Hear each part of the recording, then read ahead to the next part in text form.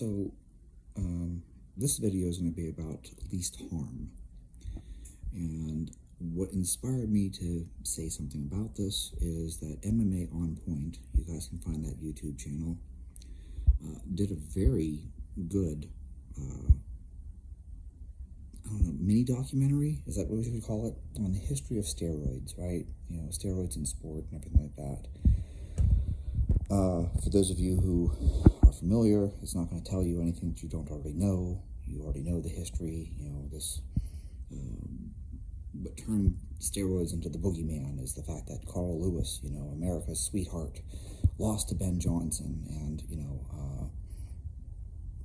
politicians, particularly Joe Biden, was really upset about this and made a point to make steroids illegal, even though the DEA and the FDA told them that they shouldn't be a scheduled drug. So this is a weird story, but Congress had the DEA come in, they had the FDA come in, and the official stance from the DEA and the FDA was that steroids don't fit the criteria to be a scheduled drug. They're not addictive. There isn't like a lethal dose. Like, it's not like you can take, oh my God, he OD'd on testosterone. Like, that doesn't happen. That's not. It's not even an issue. Like, you can OD on lots of things. You can OD on Tylenol. You can't OD on testosterone and cypionate. It doesn't have an acute effect like that. Could you die from steroid use? Yes, but it's a long-term thing. It's not like someone shoots 3 cc's of testosterone and then ends up in the ER with an overdose. That's not the way it works. It's not addictive. It doesn't fit any of the criteria. It does have medical use. That's another thing about being scheduled. These scheduled drugs, oftentimes the reason they're scheduled is because they don't have a medical use. This is why, people often talk about crack versus cocaine. And people are like, oh, well, crack is scheduled higher than cocaine. And that's yeah, that's because cocaine has a medical use. So, in maxillofacial surgery, they actually use cocaine because it actually works to constrict blood vessels, so it produces bleeding. Crack doesn't. Crack doesn't have a medical use, therefore it's scheduled higher. But people like to turn it into something that it isn't. But the reality is that the reason why cocaine has a lower schedule is because it has a medical use. And testosterone is, I think in New York it's Schedule 2, but everywhere else it's a Schedule 3? Don't quote me on that. I'm not up on schedules. I believe it's a Schedule 3 drug. So, actually I have no idea what the scheduling is for 4s, but anyways, the point being that, testosterone was made illegal because of this whole background thing. And it's kind of silly and stupid. You really should stop and ask yourself, why are your tax dollars being spent on Congress sitting around and debating whether or not baseball players are on steroids? You're supposed to be running a country, and Congress spent a fortune on discussing whether or not Ben Johnson used steroids and, whether or not, Carl Lewis tested positive for multiple substances, but that got pushed under the table, right? We're not going to talk about that. Shove that under the rug. Roger Clemens, Barry Bonds, Mark McGuire. This is an issue. This is an issue of national security. Okay. Seems unimportant, right? But the history. I'm filling you in on the history. If you didn't watch it, go watch it. And as disappointed as I am to see someone like Derek being consulted as an expert, because he has some of the worst takes ever on these things, overall, it's a very good mini documentary. You should go watch it. In any case, at the end of the whole thing, he makes this comment about, what's the solution to this? What should we do? And I'm going to throw out just the most common sense thought process you can ever have, okay? This isn't a moral thing. I don't have a moral hang-up or any moral issue with drugs. I don't care if you drink alcohol. I don't drink alcohol, ever. I don't drink alcohol. I won't do it. It's not something I just don't do. I won't do. I won't drink alcohol. I don't judge you if you do. You're free to drink alcohol. If you want to have a beer, you should have a beer. The fact that I won't doesn't have anything to do with a moral thing. I won't smoke cigarettes. I won't smoke marijuana. It's not that I don't do these things. I won't do those things. If you do, there's zero judgment. Okay? My mom was a smoker. I don't have a problem with that. My mom has a glass of wine with dinner. I don't have a problem with that. Like, this isn't a moral thing. My mom is one of the most wonderful people I've ever known in my entire life. She's a good person. The fact that she'll have a glass of wine with dinner once a week, it does not make her a bad person. This isn't a moral failure to me that people drink alcohol or that they smoke cigarettes. That would be silly. That would be the dumbest thing for you to assign morality to these things. And similarly, marijuana use. I won't smoke marijuana. I have many friends who enjoy smoking marijuana. That's fine. Like, this is not a moral issue to me. Similarly, steroids. Now, this is what's weird, though. Steroids, for some odd reason, have a stigma. In this country, yeah, it's totally okay to smoke pot. It's totally okay for you to have your beer while you're watching the game. It's okay for people to do heroin, even. That's turned into something that's very acceptable. In fact, actually, if you are addicted to street drugs, you're a victim. But if you use steroids, you're evil and you're bad, which is a ridiculous thing. Like, I mean this in the most kind way. Like, I don't want someone to twist this. John Meadows is a good was a good person. Okay, I've had interactions with John via just email and messaging. I never met him in person, unfortunately. But he was a very good person. Everyone that knows John says nothing but good things about him. Okay? He's a good person. This is not a moral thing. I just want to make sure that's super clear. I realize I talked about that entirely too long, but I don't want someone to take my words and twist it into some weird thing. I don't have a moral issue. I think Lance Armstrong is a good person. Look how much money he donated to cancer. I have a hard time hating you. I know you're a shitty teammate, but so is Michael Jordan. People that were teammates of yours say that you weren't a nice person to be with. Sometimes that's just the price of participating in a sport at a high level.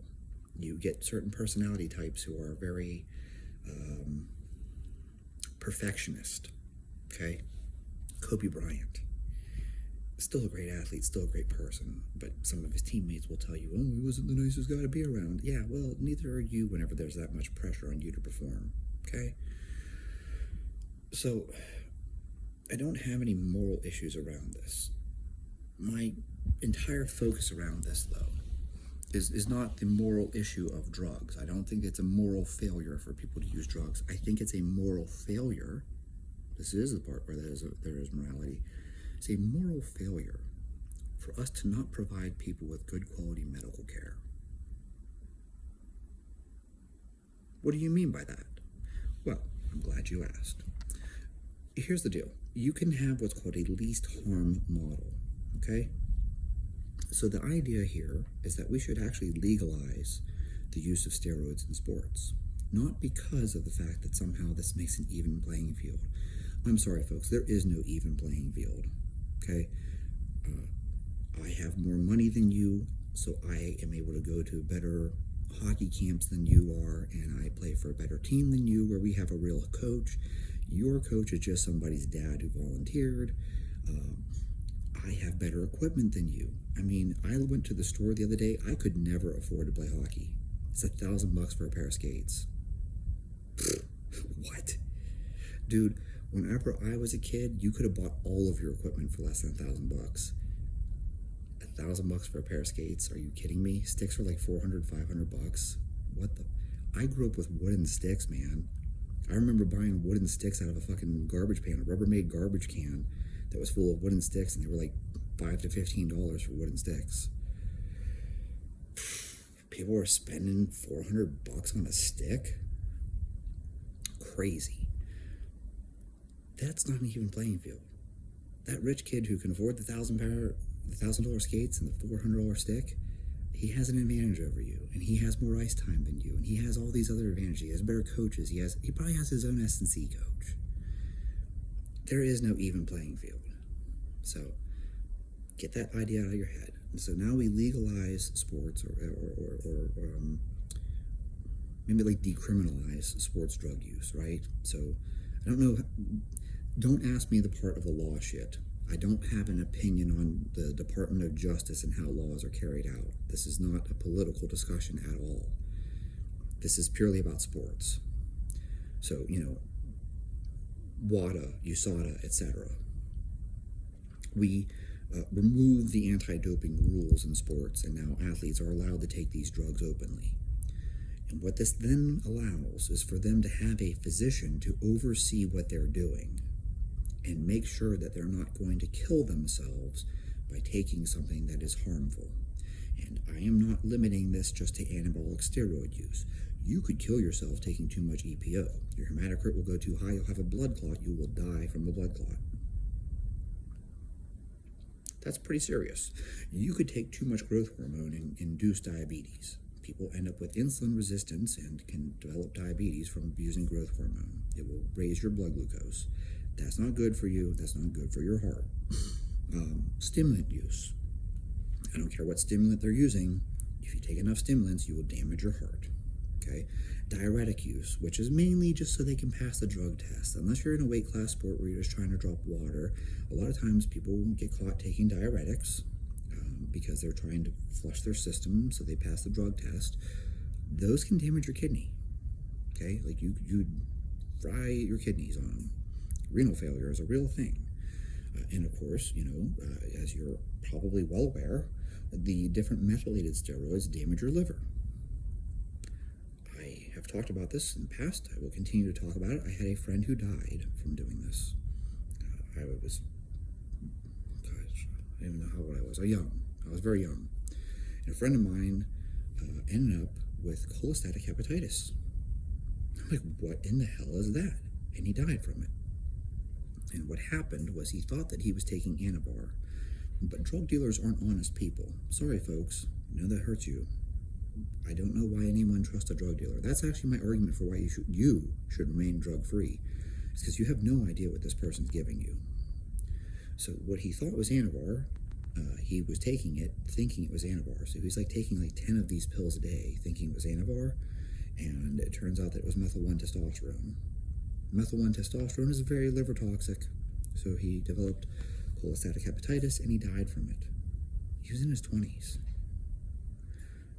Dave Tate has pointed out how long until fentanyl ends up inside the different injectable steroids. What would it take for someone to put a little fentanyl in your vial of Tren? Okay? If we allow these things and remove the anti-doping laws, now people can buy these from a pharmacy, so it's made by Pfizer. This video is brought to you by Pfizer.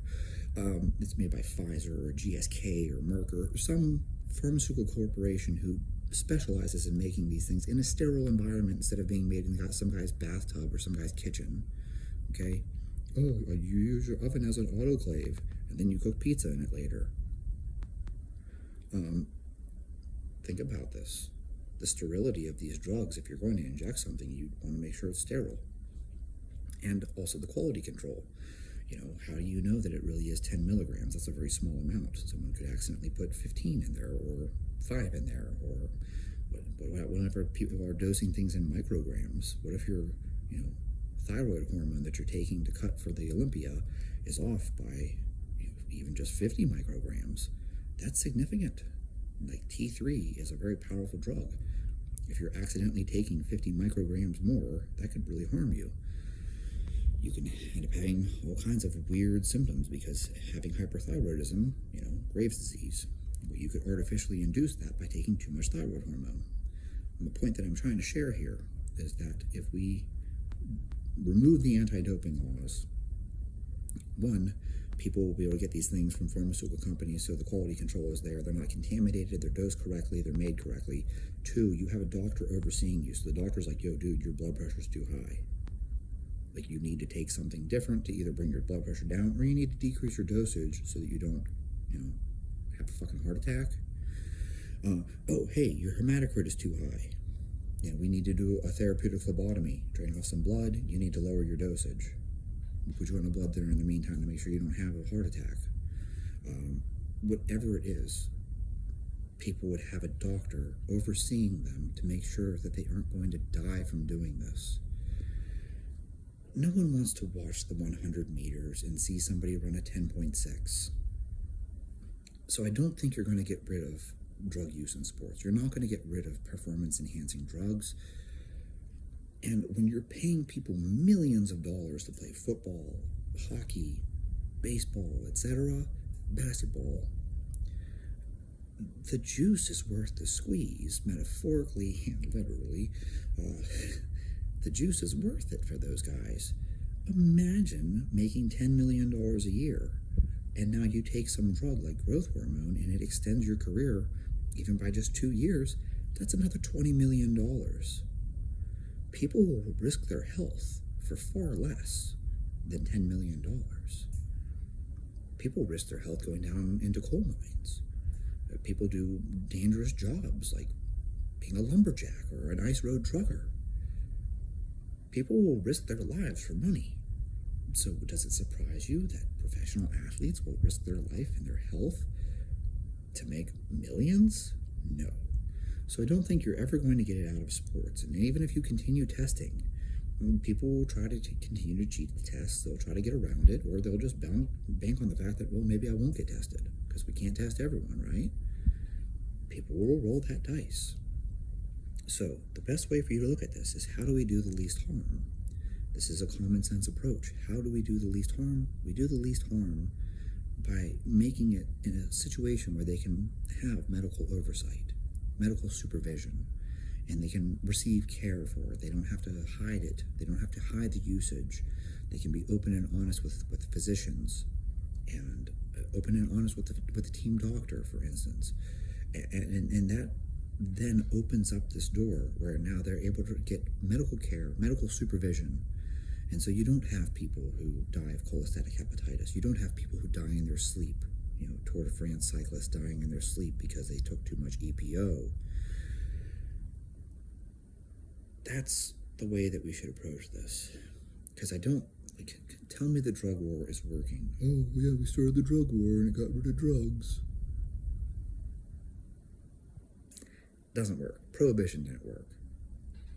So, history repeats itself kind of thing. History at least rhymes.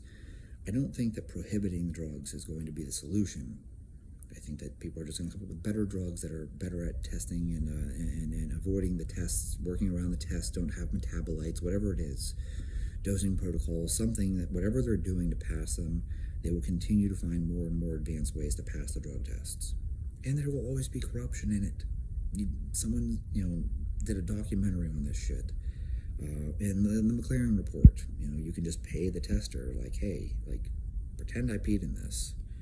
And apparently people are willing to accept money, probably because they're not paid enough. If you're not making enough in a salary and someone offers you more than you make in a year, you might look the other way. So there's always going to be that kind of stuff. There's going to be bribes. There's going to be corruption. So how do you fix all this? You can't. So the only thing you can do is say, okay, well, we can't fix this. So what can we do that creates the least harm? Creating the least harm means letting people get proper medical care, medical supervision, so they aren't harmed by doing this. Because I can't see us ever being like, yeah, let's go back to having, normal-sized people playing football. You don't want to watch that. No one wants to watch that. You don't want to watch me snatch 100 kilos. You want to watch some guy snatch 220 kilos. That's just the way it is, man. I accept that. I'm not trying to be world class at anything. I'm just some dude who lifts weights for fun. I'm not even trying to lift heavier weights. I don't even care if I never hit a PR ever again for the rest of my life. I don't care. It makes no difference to me. Some people make their living from this. It matters to them. So, my point being, you want that. You want to watch these guys set world records. You want someone to run, 9.4 in the 100 meters someday. No one wants to watch 10.6. So, the reality that we have to accept is that this is here to stay. How do we create the least harm? We allow them to get medical care, medical supervision. And, like I said, the idea of an even playing field just doesn't exist. That's the best I have for you. That's my thoughts on it. I realize this is long, but it's something that it deserves a discussion. So if you have an opinion, share your opinion below. Comment. maybe you have a better solution. And if you have a better solution, that's fantastic. I would love to hear it.